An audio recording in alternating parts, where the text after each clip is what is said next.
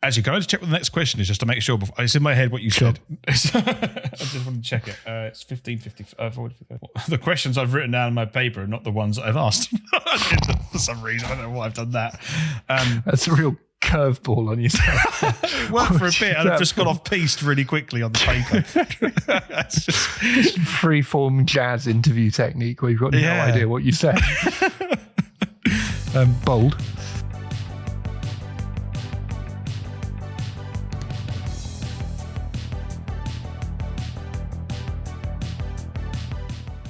Welcome, ladies and gentlemen, to the Gaps in Knowledge podcast. I'm Will, a historian who knows nothing about geography. And I'm Rhys, and I'm a geographer that knows nothing about history. And this week I'm impaling heathens. Whoa. Will, this week is a special episode, and it's all geography. So you could be quiet, because on this week's episode, I will plan an eco holiday with you, have a special interview with Jennifer Uchendu, the founder of SustyVibes and TEAP, then find ways to stop vampires sucking our power. So no impaling heathens? No. And no history. Well, I'll get my colouring pencils out then, I guess. Okay, Will, shall we go straight into Misconception Corner? Let's go straight into Misconception Corner. Let's do it. So I've got to say a bit differently. Rather than me kind of giving you a question, this is kind of, I think you'll like this. So we are looking at ecotourism and the expense of it. Okay, so what I'm going to do, I'm going to read out sort of like not an itinerary, but an accommodation and what they have to offer. And by the end of it, I want you to try and roughly work out what you think the price of it would be. It's in British pounds. Right. Okay, that's an interesting idea, because I have zero idea of kind of, one of the things that they don't teach you at British public school is how to use money, what money is, how to get on the bus, how to budget or anything like that. So I can decline Latin verbs until the cows come home, but this kind of thing I'm bad at. So for what it's worth, they don't do it at grammar schools either. So okay, that's a relief. So the place in question is Banjul, which is the Gambia. Okay. It's a 7-night stay, and it's at a place called Footsteps Eco Lodge. And this is for 2 people, and you get to stay in one of their accommodations called the Roundhouse.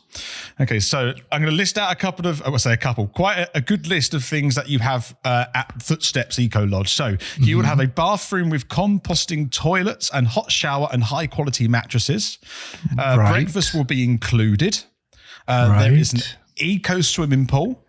You have free Wi-Fi, and you also have daily room cleaning. But if you want less frequently, you can have that as well if you would decide to once every other day. And sure. And it also goes for fresh towels daily as well, or less frequent if you prefer. Or less frequently if you're nasty, sure. Yes. Yeah, there is a laundry service, a room service, mosquito nets, a room safe as well. You have a wall fan, a 800 milliliter bottle of water, plus free refills as you so desire. 1 lunch meal a day. That's not included, by the way, but 1 lunch meal a day you'd have to pay for on site.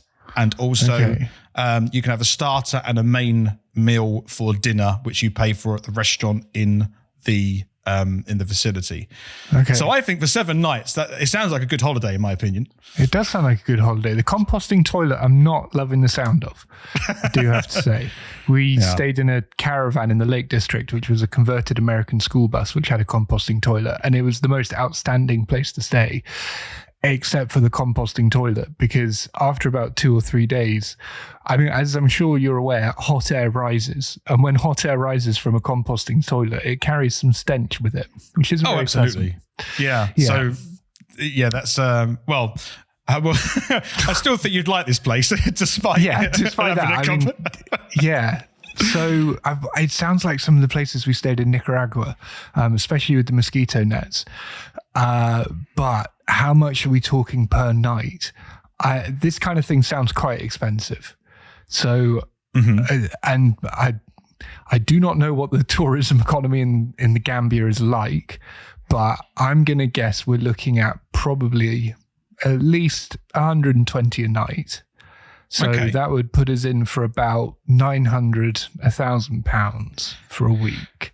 So that's going to be my guess. I tell you what, right? That's not a bad guess. Now, I can go through exactly the pricing because I was on the website. Bearing in mind, this is I did this in the low season actually, so it's a little bit more for the high season. But for the rooms and facilities, it's £25 per person per night, so that's £350. And for the food on site plus any drinks money, it's the same, £25 per person per night at £350. So it puts it at £700 or £100 per day to stay there for two people. So actually, you did pretty well. You're £200 over the mark. But that's not bad going. It's like £50 a night for a bed in the middle of Gambia in what sounds like quite a...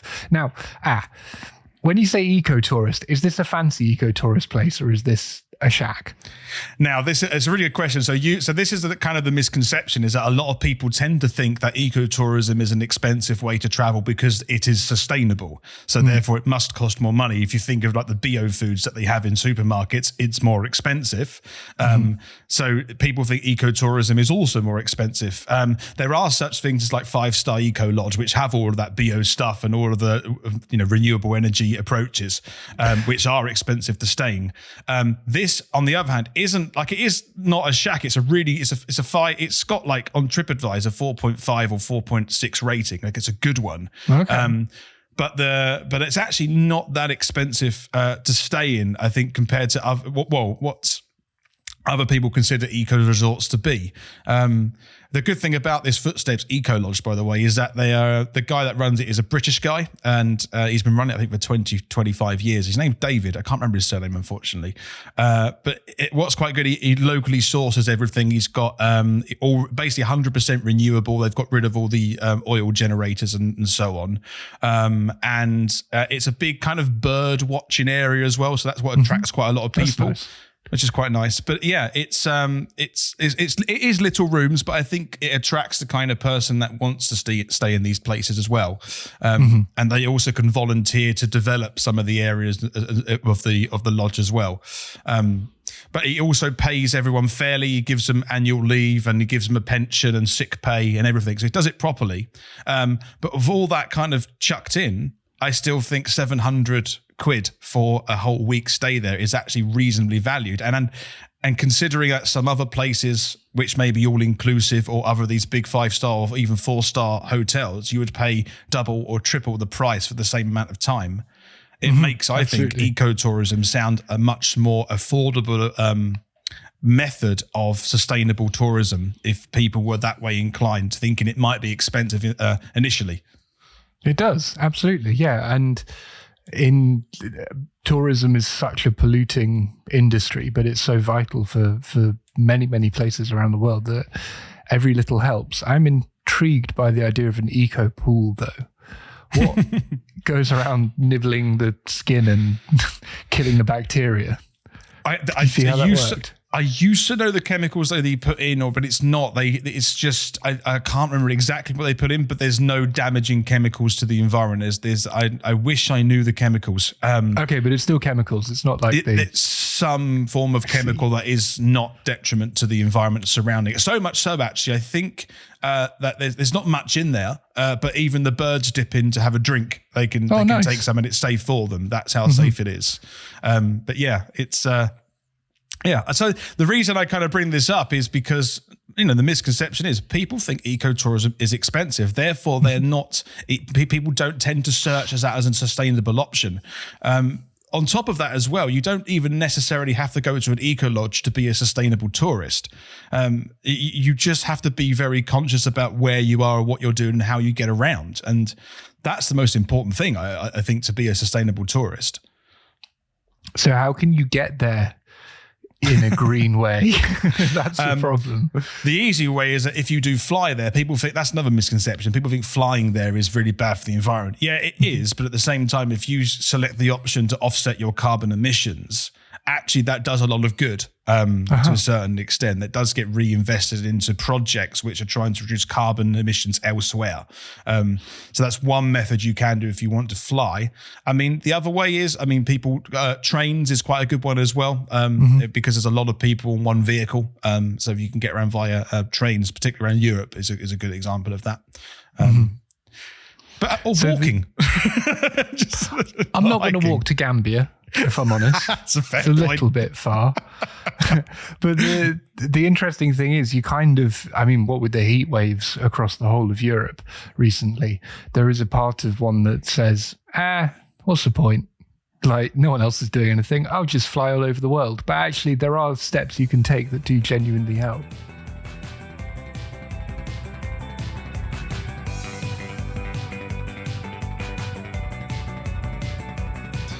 Okay, Will, so we're going to go into the main part of our Gaps in Knowledge segment, and I've got something really interesting. I've actually got an interview with someone today, which I think is the first time we've actually had this on this podcast. It is, yeah. Yeah, so before we do the interview, I just want to say, do you think you have eco-anxiety? Yeah. Yeah, quite a lot. Yeah. What does that feel like for you? Crippling panic attacks. No, that's a bit hyperbolic. No, it's always in the back of my mind that kind of when I open a new pack of butter, this plastic's going to go in a landfill somewhere and that can never be used again. Or when I drive somewhere, that's burning fossil fuels that will now pollute the environment. It's kind of one of the things. Well, the reason why I have it, why I feel this way, is because there are very few things you could do in the modern world that aren't polluting in some way. And that just means that it's always something that's in the back of my mind. And what can you do about it? So that's the thing. So luckily for you, because you may be a sufferer of eco-anxiety, the person that I interviewed maybe is someone that could help you or is doing work with people that have eco-anxiety. So her name is Jennifer Uchendu, and she works in Nigeria for a company an organization, C-Shell app called SustyVibes. But what I'll do, I'll let her introduce herself now and take a listen. Okay, so my name is Jennifer Uchendu. I'm Nigerian. I like to describe myself as a sustainability professional and also, a climate activist. I run an organization of over 300 young people in Nigeria called SustyVibes, and we're a youth-led organization making sustainability actionable and relatable for young people in Nigeria. So, as you can see, one of the main things that she works with people who are young people. So obviously we're not, well, I wouldn't say we're young, but she's working with young people in Nigeria, particularly championing eco-activist and environmental awareness, but also a big link towards, as described earlier, with eco-anxiety. That seems like an important thing to do, because as we well know, earning our bread and butter from hanging out with young people as teachers, this generation of young people, they're the doomer generation. They're not just Generation Z, but everyone's got kind of a doomed outlook on everything. So if you can try and help that in some way, then that sounds like a really worthwhile goal. It is a worthwhile goal. And actually, what I've realised I haven't done, we've talked about eco-anxiety, but actually I haven't really defined it or really explained exactly what it is. But luckily, Jennifer will give us the answer.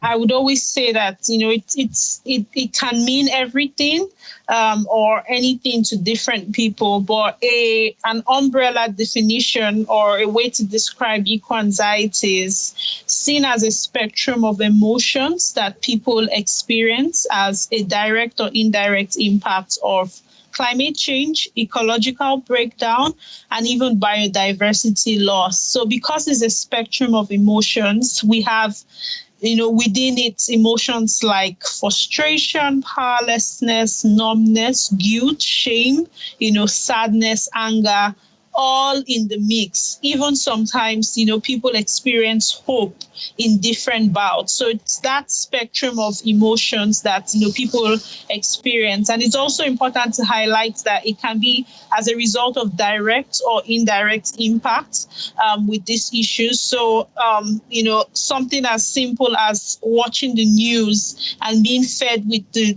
typical doom and gloom that we're now being exposed to can also have an impact on a person's mental health and lead them to have that emotional response where they feel completely angry, out of touch with their agency and powerless.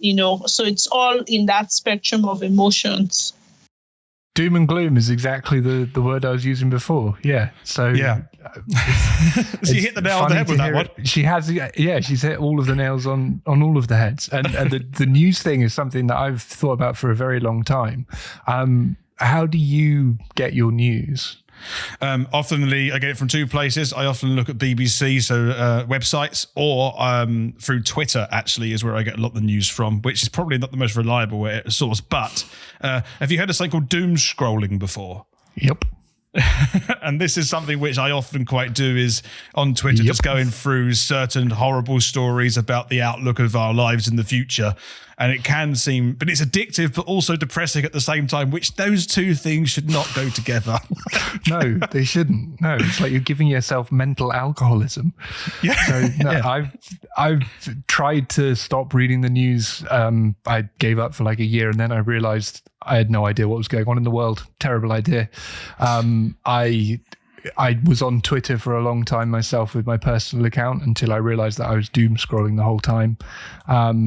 And I've tried an experiment this summer because that's the whole point of summer holidays is to A, take up new hobbies and B, try experiments on yourself because what else are you going to do? And this summer, my new hobby has been drawing, which is going very well. Thank you very much. And my experiment on myself. Sorry, I can take that as possibly not going very well. No, it's going pretty good. Oh, fair enough. All right. Yeah. I got a book called Drawing on the Right Side of the Brain, and turns out I can kind of draw. It's nice. Anyway, that's not what we're talking about. It was to not read the news online anymore. And the way that I read the news, because we're in Germany, I can't really get physical newspapers, but it's the equivalent, which is through an app that gets all the physical newspapers from the UK in PDF. And so every morning I read the newspaper, but because it's not kind of constantly being shot out of a cannon at me through my phone, it's just reading the newspaper.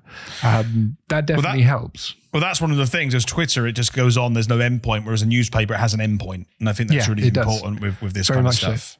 Yeah, and in between all of the doom, there's like cricket as well. Or that's like always nice. Funny stories. So, yeah. So one of the things, so we're talking possibly about a cause of eco-anxiety, but Jennifer does go through a few other causes of eco-anxiety which are experienced by young people. I would almost say, what are some of the triggers, because it's from a direct or indirect impact. A lot of young people, when they get, when they're exposed to the reality of climate change as a climate crisis, as a climate catastrophe that is looming, it's, impacts their sense of being, as it were, because you're thinking if, there are reports saying we have less than 10 years to change the tides on climate action, then what does my future really hold? There's that fear and apprehension. And, that information, that knowledge can be triggering, especially when you see it in the news, you see it in papers and reports. And obviously the internet, makes everything extremely polarized and, easy to get to anyone. And then secondly, and more importantly, young people, when they put side by side the reality of governments and leaders not taking action on their commitments with climate change, not taking urgent action, I would say. So there's a sense of betrayal. Someone calls it feeling eco-gaslighted, as it were. That could be a trigger, as it were, because why would politicians who get into power make all of these promises, end up not doing it, and things get worse? There are more climate disasters, more people lose their lives and livelihoods. So it has that impact on a person's mental health. And then finally, for young people, particularly in the global south or regions where they've experienced climate disasters, there is even, a completely normal and expected emotional responses. So we've seen things like grief, PTSD, as it were, after a flood. I can't imagine what young people in Bangladesh, for example, are experiencing now, because there's that fear, a flood that completely wipes, away your household. It doesn't leave you the same. And that's the same way with landslides in Uganda, with flooding, with droughts, and in different parts of the world where there's a direct impact of the climate crisis on the lives of people. However, I have to say that, eco-anxiety is completely normal. It's kind of expected, I would say. You see all of these things happening, you should feel somehow. It's almost like you're not in touch with reality if you don't feel some type of way, some type of fear and apprehension on everything that is happening and how the world is handling climate change in general. One of the things I noticed when having this talking to Jennifer about this is actually her passion about trying to find a way to solve this problem of eco-anxiety of the young people. I don't know if you can certainly feel that passion behind it and that drive to make a change. Yeah, absolutely. Yeah, it comes across, and she clearly elucidates exactly what we've been kind of fumbling about, talking with far less precision and far less accuracy than she does in far fewer words. Yeah, this is clearly something that she believes in, and it's clearly something that's important. And it's, I did notice the mandatory mention of Bangladesh as well, which is fast turning from something that was a bit of a flippant joke and is actually not that funny anymore. But also the fact that she points out that actually you kind of should feel like this, that's quite useful to know, because it's not just you, it is actually a really big deal. It is a huge, and I think it's very, and what I'd like to look back to at the moment, I know that the heat wave we've experienced so far in Europe could be considered a one-off weather event, and we need to be careful not to confuse climate with weather. But it is definitely, people have definitely, I think, raised their eyebrows slightly to go, oh, okay, is this the world that we're going to go into in the future where we have more frequent heat waves like this, where even people in Europe are considering having air conditioning fit into their homes, which I don't think is the way to solve the problem at all, actually. But the fact people are thinking about that, it is definitely, maybe they have themselves a bit of eco-anxiety, because that might be a short-term knee-jerk reaction that people have if they can afford that kind of equipment. Mm-hmm. Yeah, but short-term knee-jerk is exactly right. That's all you're doing, is you're trying to put out the fire by putting fuel on the fire. That's not going to help. It isn't. And one of the things that Jennifer talks about next is she set something up called SustyVibes. She actually is doing another project after that as well. But I asked her about all of the inspiration that she had to set up an eco-anxiety project. And this is what she talks about now. So it's the Eco-Anxiety Africa project. So we call it TEAP for short. And so I always, go back to 2019 when SustyVibes was about 3 years old, where, I started to feel really kind of overwhelmed by the weight of the work that we did and how we were pushing, a climate, a better future, a healthier planet, pushing that vision, doing the best that we could at community level, but putting that side by side with the very, gloomy reality that world leaders were just not taking action. Every COP event is almost business as usual. So it became, that realization started to stress me out. And, I thought it was just me. I then had, people within our community reach out to me to say, how do you even keep going? Some days I don't want to come out to plant a tree because it almost feels like it's pointless, especially when you put that side by side with, for example, a government order to cut mature trees in an area because, there's some building or development about to happen. And you say, how is this even possible? Particularly when you live in a state where the sea level rise and whatnot. So it's that reality started to come, lots of conversations coming within our community of people saying, this is overwhelming. You need to be extremely resilient to do this kind of work. So at that point, I had no idea what eco-anxiety was, but I knew there had to be a link with climate change and our mental health. So we started to do some bit of research, look for what's out there, what's possible. And then later in 2019, we had an event. It was the very first gathering of, we as young people. We invited a mental health organization, that also works with young people to say, let's even discuss, let's have a space to have dialogue about what we're feeling and experiencing. And that was really good for us because what it helped us do was validate this emotion. So we actually weren't feeling crazy. It was almost like a collective. We all were each feeling overwhelmed, as it were, and stressed out. And, some days it's almost like people are looking for that passion and enthusiasm. It was going out. So while we had that event and, we held that thought, I then traveled to the UK for my master's. And when I traveled to the UK, it's almost like I just had peak eco-anxiety because it's like realizing that there are people in other parts of the world who are less concerned because, it might just never impact them the way it impacts us in our parts of the world. It just was very overwhelming. And I guess when you think about eco-anxiety from a climate justice lens, it's even more stressful for, people in vulnerable communities, global south, that just don't always have the safety nets to support themselves when the crisis hits. And that reality can be really overwhelming for a young person. But most strikingly, I attended COP25 in Madrid. And, it was my first COP. I was really excited to be there as a young person, but there was just a lot of tokenism and deprioritization, I would say. It was my first-hand reality with national greenwashing, I would say. There wasn't anything concrete I would take back with me, that I learned or I'm excited and hopeful about. So I would actually go back to my room from COP crying and just feeling like I'm in the wrong profession. There is literally no point doing this. These leaders don't care.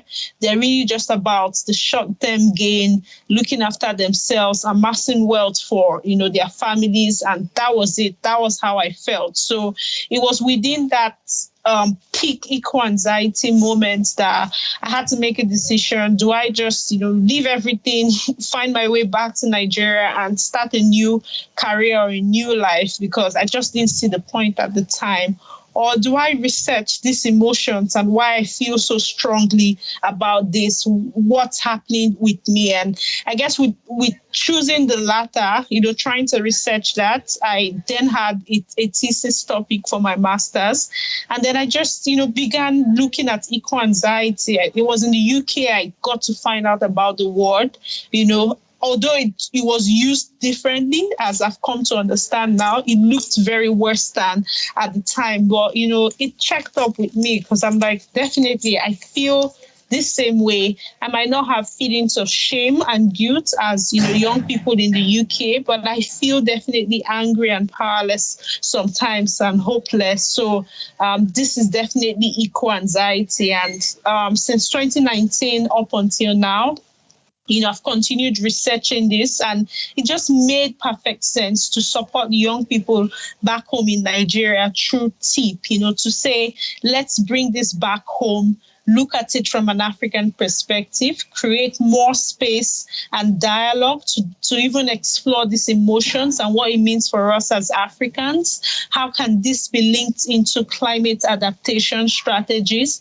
And even more importantly, research this experience. So at TEAP, we're doing a lot of, pushing out surveys, trying to set up studies, discussion groups, so that we can understand, our experience of eco-anxiety, what it means for us, and how it can be safeguarded. I always use safeguarded as opposed to treat because I don't think it's something that should be pathologized. Safeguarded in the sense that it can be channeled into something positive. Yeah, just like in my experience, it was in my peak eco-anxiety that I decided to start TEAP, back home. So it can be channeled into hope. It can be channeled into something more productive that can support people. So I feel like eco-anxiety is useful in a way because as an emotional response, it helps you, get in touch with reality. But what then do you do with that eco-anxiety? That's where TEAP comes in for, the African population. And it's been good so far. Lots of people reaching out, South Africa, Kenya, Uganda, even Cameroon, just finding that this is not something that we're thinking up in our heads. We feel this too, and we need that support. We need to explore these emotions further. So whilst listening to that, you would have heard her referring to TEAP, but just so you know, TEAP stands for the Eco Anxiety Project. That's what TEAP stands for, and they abbreviate it to that. That's for any confusion there of listening to that.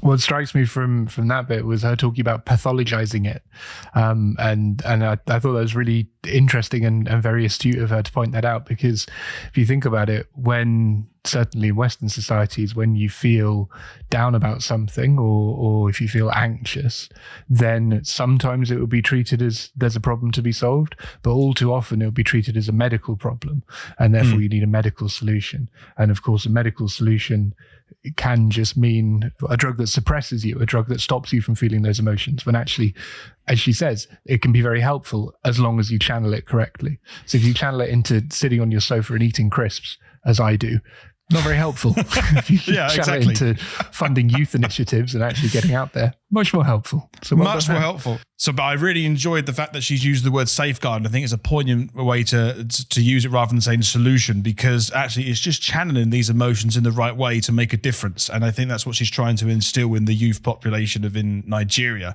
And I really like the fact that she's gone through this whole journey to get to this point where she feels like this, and bringing all of those experiences back to her homeland in Nigeria and putting it in a context or in the lens of Nigerians. Because I think that's also really important to do, because that's how bottom-up approaches and individualism works. You need to put it in the lens of the native land in which you walk on for it to make a difference. And I think that's what the experience Jennifer brings back to Nigeria. That's why this has been so successful for her in Nigeria. With a crisis like this, humanity simply has never faced a crisis this existential on this stage before. Individual nations have faced crises, civilizations have faced crises, but not humanity as a whole. But we can't deal with things on a species level. That's not how the human brain works. We can't even really conceptualize things on a national level that easily. Like if I told you need to go out and solve recycling in Germany, well, where the hell would you start? But if I said to you, you need to go out and solve recycling in your building, fine. It's a much easier task. Yeah. It's everyone doing the small chunks together. Yeah, and that's how you solve a big problem. So one of the things that Jennifer talks about now is some of the recent projects that she's been doing with SustyVibes, the organisation that she's set up, and she describes one of them now. Well, we're about to start one, which we're really excited about. But last month, that's June, we tried something in our capital city, Abuja, where we had our typical Susty party event. So whenever we call people together, we call it a Susty party. But this time it was targeted towards TEAP's objectives. So we created sort of like an avenue for people to use poetry to express their emotions and talk about how they were feeling at the moment as it relates to eco-anxiety, but more broadly, because, and I'm sure if you've checked that website, you see that we define our environment really as our livelihoods. It's beyond, trees and mountains. It's everyday life for us in Africa. It's our source of income, our livelihoods, our food and whatnot. So people were coming out to use poetry to express their emotions, how they were feeling. And with more people coming out, other people feel validated, and it was a very interesting way to get young people to share some of their experiences and their emotions as well. So that's one exciting thing we've done. Our next study would work with the older generation in Nigeria. So trying to look at older people, like elders, people who are 60 plus, and then young people, and kind of compare and dig into their experience of eco-anxiety so far. So we think that would be really exciting. So we're looking forward to that project as well. So one of the things I really like there is the Susty parties. I don't know if you'd ever want to go to a Susty party. It's so pretty good. It does. It sounds like such a... I mean, it doesn't sound like a very complicated thing at all, but just having the idea is I mean, that's the important thing, and putting it into place. And so it sounds like a really valuable thing because, I mean, especially in Nigeria, allegedly, Shell has basically destroyed the wetlands of Nigeria. Pretty much, yes. Allegedly. Don't sue me, allegedly. And so that's a country that has suffered from climate change and from ecological collapse in a way that we haven't really had to deal with in Western countries. And so putting initiatives into place there to deal with not just kind of the general anxiety of, oh, the world may well end in the next 100 years, but the specific anxiety of Shell has literally, allegedly destroyed my country, is a really valuable and interesting thing to do. Yeah, it is. And also this, what I also like about what she's talking about is it seems as though us being teachers, like it's very an activity for us. Oh yeah, write a poem about this and then express how you feel. But actually, that can be really valuable to some younger people as a way to express, to also be creative, but express their deep emotions, because poetry enables or fosters that way of writing. And I think that was a really interesting idea that she had there, and it seemed to be successful because they would then come together and talk about their poetry. So you're building skills within the younger population, but you're also exploring some of the future worries that you may have and what we could do to try and solve that. So it's kind of an all-encompassing experience for all of the youth within Nigeria who are part of the Susty parties. And I really quite like that, actually. It's a really nice approach. It is, absolutely. And kind of writing poetry is seen a bit kind of naff and effete, certainly in England, despite the fact that English poets are like amongst the best in the world. Still, it's a bit naff. Yeah. But I remember reading a book, a travel book, where the traveller went to Eastern Iran and Afghanistan, and the way that a lot of the women there expressed, and the young girls expressed their mostly gender-based anxieties and the troubles that they have in a very, very masculine world and a patriarchal society, was through poetry as well. And so you'd read the most amazing, moving, emotional poetry written by kind of a 13-year-old girl about how she just aches to be free. And that's a really valuable way of expressing these kind of, as you say, deep and difficult emotions. But I think writing and poetry writing is a really good way to express kind of how you feel, and that's a really a positive kind of approach to expressing emotion in a deep way. But I then started to ask questions about. I noticed that she was talking about the older generations, and I think that she talks about here her SustyVibes, how it's branching out into the older generations as well, and this is what she's talking about now. Yes, so I mean, it's mostly for Africans. So, young people would be our first point of contact because that's what we have experience doing. But we want to be able to work with farmers, frontline communities. And the reason why we're looking at the older generation now is because coping and safeguarding this experience of eco-anxiety requires some wisdom. So we are hoping that we can get some, coping mechanisms from older environmentalists, ask them, how have you, been able to thrive and continue your activism, as it were, in the midst of everything, and hopefully we learn something. And that's why it's going to be like a comparative study where we transfer knowledge intergenerationally and intragenerationally. So as you can hear, that there is this idea of working with the local community as well as not just for the youth of Nigeria. And I think that, that's really important to also, make sure that people that may have eco-anxiety in the adult population or the retired population also have an option, at least to express how they feel and find solutions.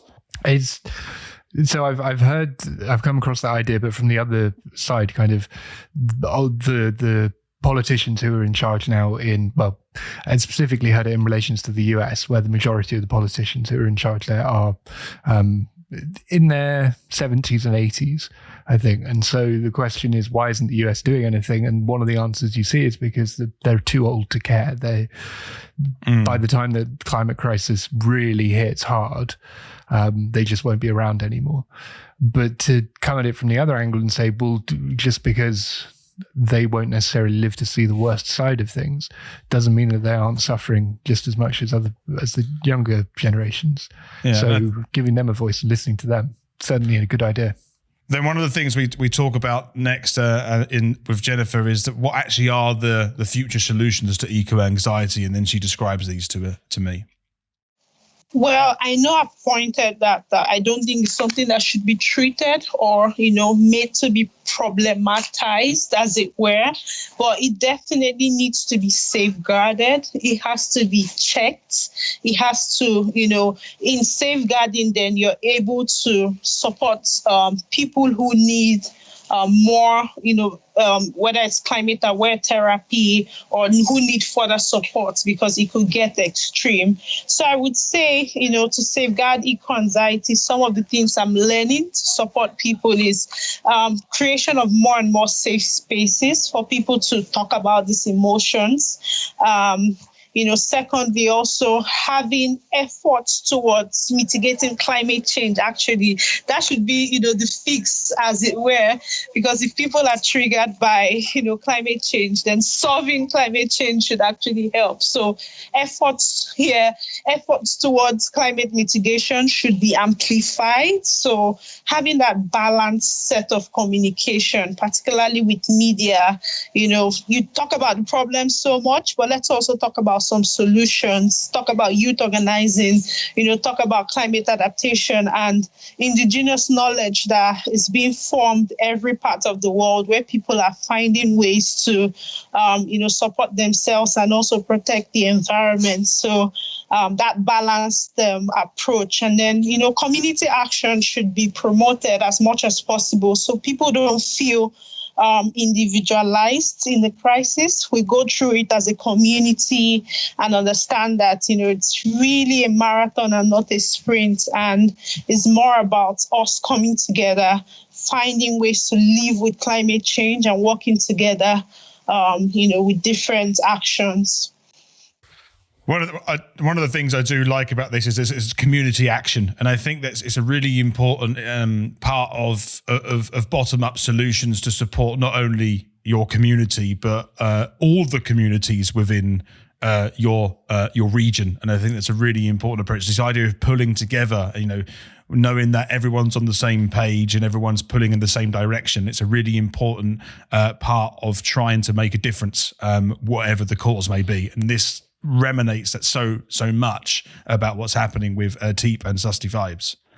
Mm-hmm. And I think I had a realization about communities recently, which is that you kind of think, or at least I certainly do, living in a city, that there isn't really much of a community, or like as old Margaret Thatcher said, there's no such thing as society, there's only individuals. Well, that's not actually how communities work, and that's not actually how anything works. Who knew it? Margaret Thatcher was wrong. But let's not get started. Let's not do that one. Jesus Christ. But the important thing is a community isn't necessarily where you live. So our community, for example, is our school, and I live 10k away from school, and you live roughly about the same distance. Mm-hmm. But just because I don't live with the people who I work with doesn't mean that that's not my community. And the community of my neighbours upstairs will be their work, and it could be the club that they go to, it could be the football team they support. Your community is just people who you spend time with, essentially, and you don't have to live right next door to everybody and have a kind of village community to still be able to pull together and do something. No, and I think also on top of that, with the advances of technology these days, it's easy to have a community which isn't like ex situ. You could be placed all around the world, and you could come together in a very easy digital way. And I think that's caused a lot of good, but of course that's caused a lot of bad as well, that. But it's definitely technology is also helping that as well, and is the reason why I was able to have this discussion and interview with Jennifer actually as well. So that's always another benefit of this technology. But it definitely I do still maintain that I will never join a community in the metaverse, though. Okay, you're not going to get me on the metaverse. It's not going to happen. I'm going to try and get you on the metaverse one day. Not going to happen. Not going to happen. So then I asked Jennifer about what the future of climate change is going to be like in Nigeria or other African nations. Well, I choose to pick a future of hope.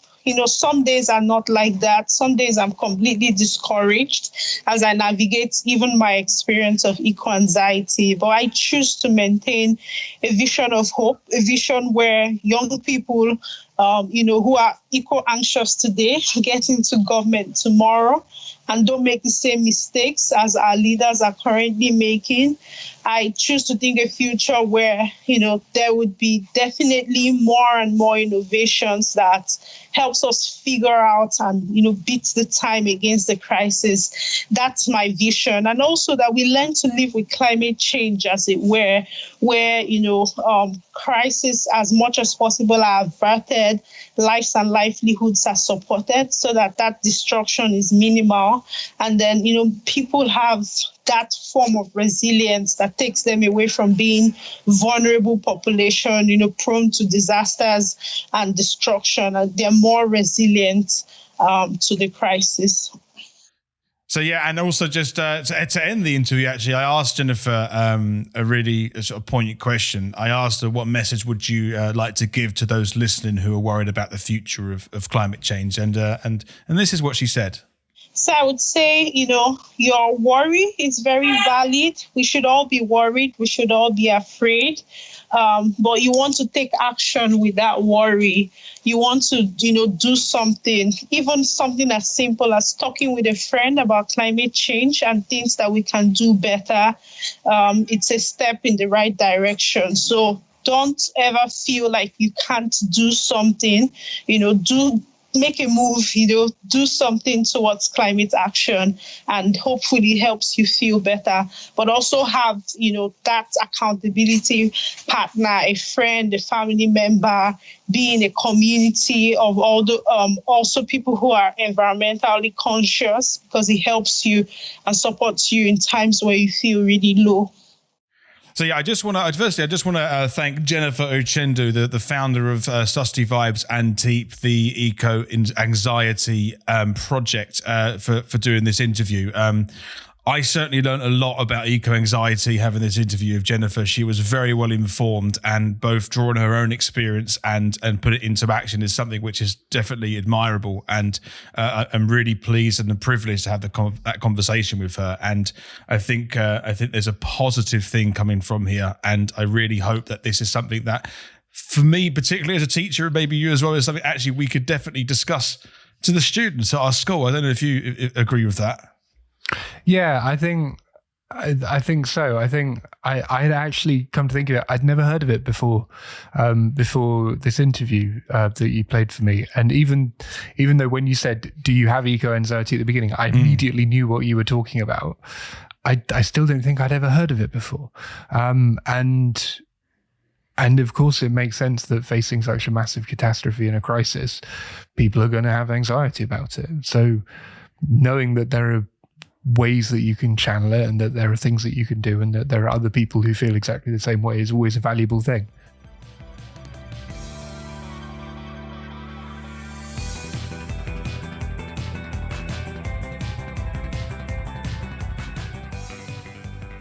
Okay, Will, so it's number time. And this time the number is 33%, and it is household electricity use. Okay, so 33%, 1/3 household electricity use. I'm going to say that 33% of household electricity use is wasted on leaving TVs and laptops on standby instead of having them switched off.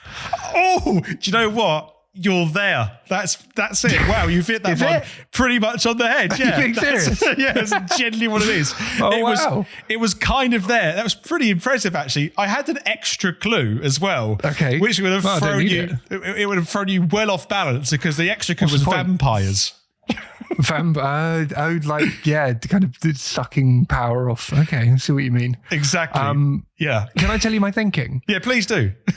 I thought I'm going to say something really stupid here for comedic effect because there's simply no way that 33% of electricity use can be on standby mode. But oh dear. Well, it's maybe there's a little bit. It's not just standby mode. It's and this is what I just want to go through to explain because it's actually something called phantom energy is what this is, and it's sometimes known as vampire energy, as you aptly described, sucking power out of a device or something. But it's not necessarily devices that have been left on standby. It's even devices that are turned off. They still draw power out of the plug socket when it's into the wall. This was the reason that we know is actually a study done in USA that 33% is actually of US households. But I think in any developed country around the world, it probably is something similar because we have similar electronical devices and appliances around our homes anyway. So one of the things I want to do now is I want to go through a couple of power appliances or house appliances or devices, and I want you to tell me like what one you think sucks out the most energy when it is off. Okay. So the first one I'm going to go with is a videos games console or a cell phone charger. Okay. Can I tell you my thinking here as well? Because I remember like two things from my physics AS level. One is don't do physics AS level. And the other one is the brick that you have on a plug, the transformer, will continue to draw power in order to transform it into, I don't know if it's from AC into DC or vice versa. But basically my thinking is the bigger the brick, the more power.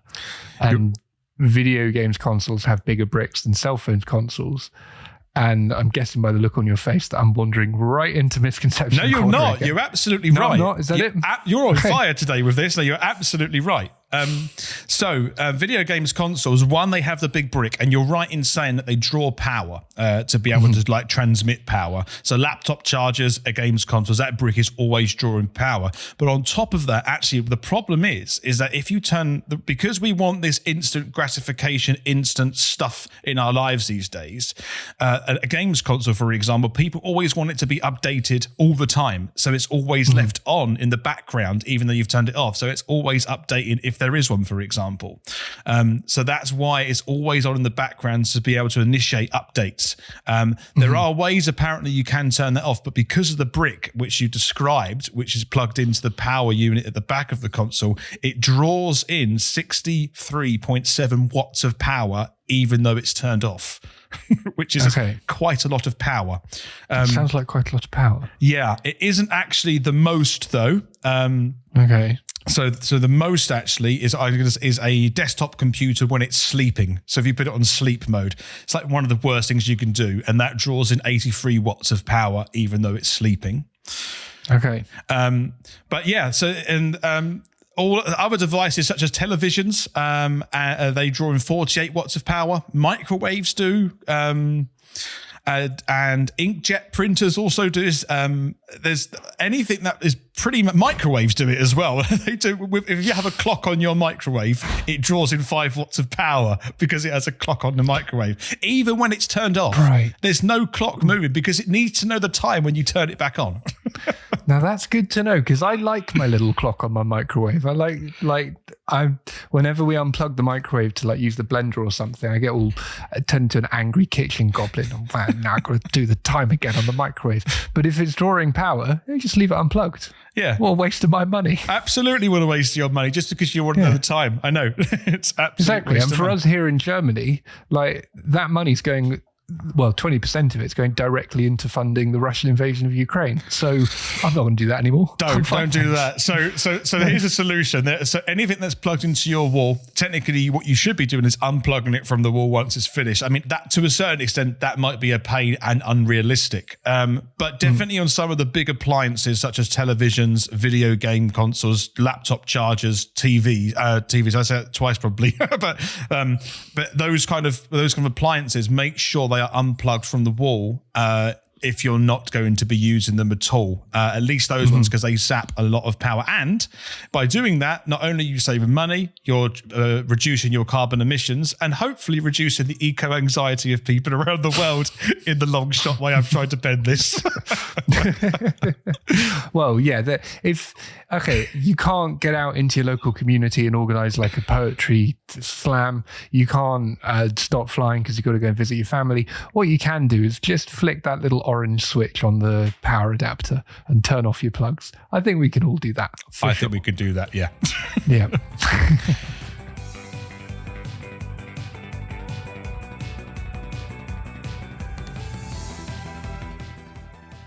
So, well, it's kind of a special episode really we've done today. It's just been heavily geography. It has, but don't worry. I'll get my vengeance in this life or the next, by which I mean next episode. It's going to be history heavy where you've done your summer homework. Exactly. But we hope you enjoyed listening to this slightly different style of episode. And if you would like to follow us on Twitter, you can do it at Gaps Podcast. And we also have a YouTube channel where you can search Gaps in Knowledge Podcast and find us in there. And if you want to email us, as ever, it's gapsinknowledge@outlook.com. And if you want to find us on Facebook, then just search for Gaps in Knowledge. And that's, I think that's it for this episode, this geography heavy episode. I'll get my history brain on for the next episode. Excellent. I'll see you there. See you then.